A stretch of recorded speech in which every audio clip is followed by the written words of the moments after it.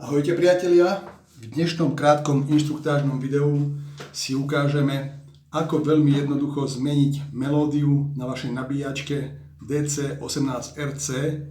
Je to nabíjačka od firmy Makita a je vhodná pre Li-ion batérie od 14,4 do 18 V a NiMH batérie od 7,2 až do 14,4 V. Ja ju používam pre nabíjanie mojich zdrojov, pre akú náradie, konkrétne tento 5 A zdroj ním nabíjam 18 V. A tieto nabíjačky sú vhodné pre viac než 360 strojov, ktoré používajú 18 V lítiový program firmy Makita.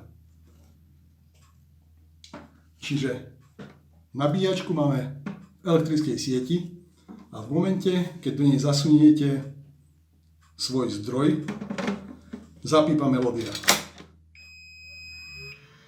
Túto melódiu viete veľmi elegantne zmeniť, o čom ste, predpokladám, podobne ako ja, nevedeli, a zmeníte ju jednoduchým rýchlym vysunutím a zasunutím. Napríklad takto.